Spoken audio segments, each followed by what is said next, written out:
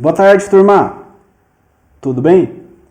Turma, nós vamos continuar aí, iremos para a parte 4 já aí, da prototipagem de circuitos eletroeletrônicos, tá? Então, iremos continuar estudando aí alguns aspectos importantes para o projeto de placas de circuito impresso. Portanto, os objetivos da aula de hoje são os seguintes. Vou falar da resistência elétrica que existe aí entre as trilhas e ilhas de uma PCI. Na sequência, exemplificações práticas em que deve-se levar em consideração a resistência, né, que existe aí entre trilhas e ilhas, e a conceituação também sobre densidade em placa de circuito impresso, bem como uma tabela aí referente às densidades, tá, que existem aí normatizadas. Muito bem. Então, falando da resistência elétrica, nós temos que a resistência do cobre eletrolítico, né, que é utilizado aí nos circuitos impressos, é de cerca de 0,018 ohms metro por milímetro quadrado, certo? Então nós temos aí, por exemplo, uma trilha com 0,5 milímetros de largura e 0,035 milímetros de espessura, tá? Nesse caso, portanto, nós temos 1,02 ohms por metro de comprimento, tá certo? Cada um metro de comprimento desse tipo de trilha, com esses parâmetros aqui, né? 0,05 e 0,035, temos aproximadamente 1 ohm por metro. Trilhas muito finas e longas podem representar uma resistência ohmica não desprezível, tá? O que na grande maioria dos casos não causa problemas, mas pode afetar o funcionamento de circuitos com necessidades especiais. Então, um circuito lá muito sensível, né, a variação de corrente, a resistência da trilha pode gerar algum impacto, né, nesse tipo de circuito. Ah, professor, quero medir resistência da trilha, né? Como que eu faço? Muito simples. Pega o multímetro, põe na escala de 200 ohms, né, e mede a trilha. Põe aqui uma ponta na primeira ilha e a outra ponta na segunda ilha, na outra extremidade. E vai aparecer uma resistência aqui, né, para esse caso, 1,02 ohms.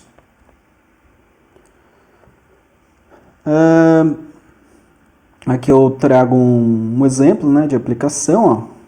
Por exemplo, em placas de computador, né, eu tenho um circuitinho aqui, é comum o emprego de trilhas finíssimas, tá? Então perceba, tem várias trilhas super finas aqui, né, turma? Extensas, né? Finíssimas, seguindo percursos longos, devido ao tamanho da placa num circuito que combina tensões críticas e elevadas correntes de alimentação. Os projetos dessas placas sempre precisam levar em consideração as resistências das trilhas. Por quê? Porque elas são muito finas, tá? E a resistência ela é inversamente proporcional à largura, né? Então, quanto menor a largura, maior a resistência. E é diretamente proporcional ao tamanho. Então, se eu tenho trilhas extensas e muito finas, a tendência é que a resistência seja cada vez maior, podendo até ser levada em consideração ali como uma resistência série para o circuito, tá? Então, se for um circuito que deve ter apenas capacitores, começa a surgir resistências espúrias, indesejadas, simplesmente por termos ali o cobre como condutor. Se o cobre não tivesse resistência, seria perfeito. Como ele tem ali uma resistência minúscula, mas que começa a afetar quando temos trilhas longas e finas, ele deve ser levado em consideração no cálculo, né, para um projeto aí mais específico, um projeto mais crítico, né? Aqui eu vou falar da adaptação, né, das trilhas e ilhas para os componentes de potência, porque quando trabalhamos com potência, a coisa muda um pouco de figura, né? As ilhas, né, elas devem suportar componentes pesados, né, normalmente de eletrônica de potência, e devem ser maiores para evitar o rompimento devido a esforço. Tá? Então veja no layout parcial de um estágio com um transistor 2N355 com encapsulamento TO3. Tá? Então é esse transistor aqui, normalmente a carcaça dele é caracterizado como sendo o coletor, base referência de acionamento e emissor referência de carga. Né? As ilhas são desproporcionalmente grandes em relação ao diâmetro dos furos e à largura da trilha ligando o resistor R203 à base do transistor 2N3055. Tá? Então esse resistor, a base do transistor. Perceba que a ilha é grande, mas a trilha aqui é proporcional à corrente. O aparente exagero assegura melhor resistência mecânica. Então, por que está exagerada aqui, né, o que seria o cobre em vermelho? Porque temos resistência mecânica, tá? Mecânica é resistência ao movimento, a uma batidinha, alguma coisa assim. Já a trilha ligada ao emissor, que é esse ponto aqui, precisou desobedecer à regra de proporcionalidade com o tamanho da ilha por causa da elevada corrente que conduz. Então, aquela história, muita corrente, maior espessura, né? Aqui nós temos um furinho, mas como eu estou conduzindo muita corrente, eu preciso ter uma espessura muito maior, né?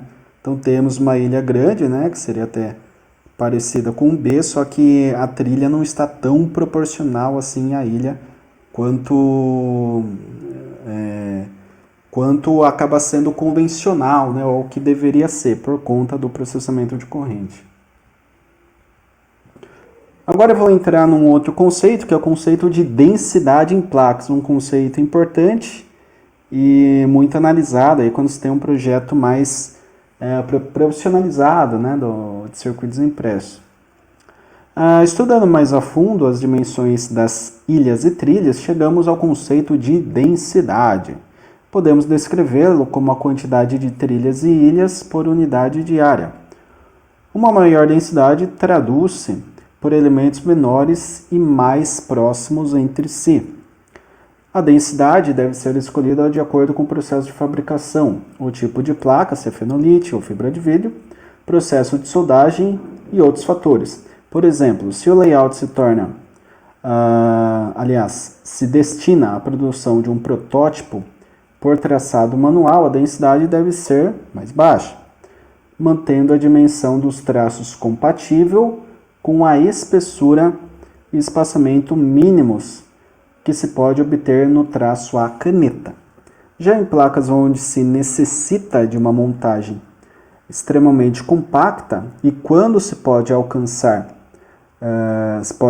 lançar mão de processos de impressão e corrosão mais controlados e precisos, a densidade pode ser maior. Resumindo, projetos manuais, projetos artesanais, densidade tende a ser baixa.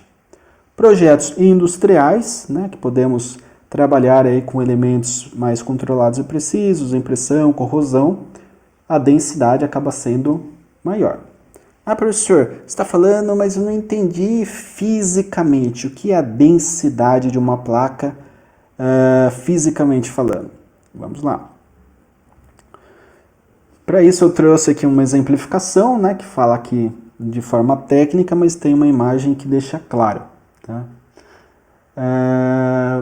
A densidade, né, ela é classificada por nomenclaturas que variam de fabricante para outro.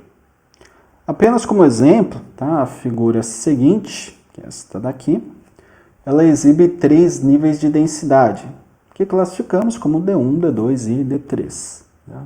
Então, D1 primeira figura, D2 segunda e D3 terceira figura, sem segredo. A referência para comparação é um circuito integrado DIL típico, né, com espaçamento de 1/10 de polegada, ou seja, 2,54 milímetros entre os pinos, tá? Então entre cada pino, né, nós temos diferença de 2,54 milímetros e 3 décimos ou de polegada, né? Ou 7,62 milímetros entre as fileiras. Tá? Entre as fileiras daqui temos esse espaçamento. Legal, professor. Tá, mas e aí? Qual a diferença? Qual a diferença entre as três figuras aí? Seguinte, aqui nós temos a conexão externa, né? Trilhas maiores, tá? Aqui sai apenas 2 trilhas, então nós temos uma densidade maior. Menor, desculpa. Aqui eu tenho 3 trilhas saindo, né, para a esquerda do circuito. Uma parcela do circuito ainda está sendo montada de forma externa, aqui embaixo também. Só que trilhas mais finas, né, espessura menor. Então, em uma área menor, eu tenho a mesma aplicação desse circuito. E aqui, melhor ainda, ó, nós temos 1, 2, 3, 4, 5 trilhas saindo para a esquerda. E aqui nós temos 1, 2, 3, 4 trilhas saindo para a direita. Aqui era 4, aqui era 2, né? Então perceba, aqui é 4 e 5, antes era 4 e 3, aqui era 2 e 2. Então essa densidade é pífia, é ridícula, minúscula. Essa daqui é mediana. Agora esse circuito aqui, ele está muito denso, né? Ele tem trilhas bem fininhas, obviamente respeitando a capacidade de corrente, espaçamento para tensão, tem que ver todo esse aspecto, mas é muito mais denso, muito mais compacto para a mesma aplicação que nós teríamos nessa placa ou nesta outra placa aqui, né? Aqui é muito mais compacto. Então nós ganhamos em volume, peso, né? Material, podemos trabalhar aí com o conceito de densidade visando esse tipo de ganho, tá? E aqui eu trago uma tabela que correlaciona aí os dados de densidade para aplicação em circuito impresso.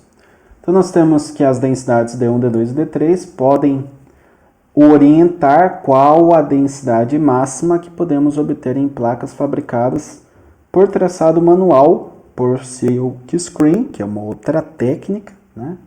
E por processo fotográfico, que é uma terceira técnica, respectivamente.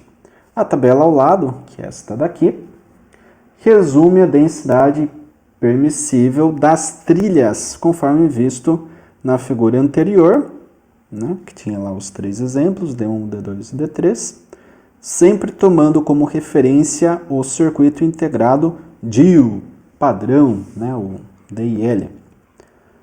Então, o que eu comentei com vocês, né? Vamos lá, aqui temos as densidades, 1, 2 e 3, trilhas paralelas entre as fileiras de pinos.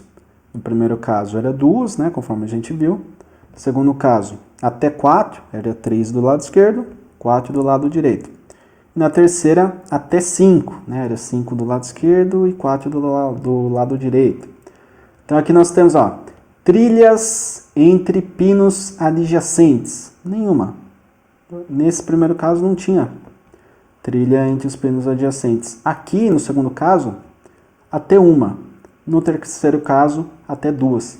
Então nós temos o terceiro caso como sendo o caso mais denso, onde dentro de uma área pequena, menor das 3 áreas, nós temos ali uma capacidade ali de trilhas paralelas de até 5 e de trilhas adjacentes ali entre pinos de até 2, tá? Então, quanto maior for esse número, mais denso é aquele protótipo, mais denso é aquele PCI, aquela placa de circuito impresso, no que concerne ao desenho, ao traçado ali das trilhas e ilhas para posterior furação e conexão dos componentes através da solda, né? Então é isso aí, turma. A aula de hoje queria deixar esses conceitos. Lembrando, é uma aula um pouco mais teórica, né? Por estarmos trabalhando remotamente, mas conceitos importantes, né? Vocês sairão com um certificado de técnico em mecatrônica, devem ter esse conhecimento. Para o caso de criar posteriormente aí algum projeto mecatrônico, saber, né, esse circuitinho é um circuito de potência, vamos trabalhar com trilhas e ilhas maiores, né? Opa, tem uma parte de controle, vamos estabelecer um espaçamento ali entre o estágio de potência e o estágio de controle de pelo menos ali 6 milímetros, né? Entre 6 e 10. Temos ali outra questão, né, que está relacionada à densidade. Esse circuito tem trilhas muito espessas, não consigo muita densidade. Não, isso daqui correntezinha baixinha, eletrônica digital, pô, dá para compactar bem, dá para aumentar a densidade, né? Então, esses conceitos aí, eles acabam sendo relevantes quando vocês partem aí para uma montagem, para um projetinho efetivo, né, de algum circuito aí para um acionamento de mecanismo mecatrônico. Beleza, turma? A aula de hoje é isso. Qualquer dúvida, deixe lá no Microsoft Teams. Agradeço a atenção de todos. Bons estudos. Até!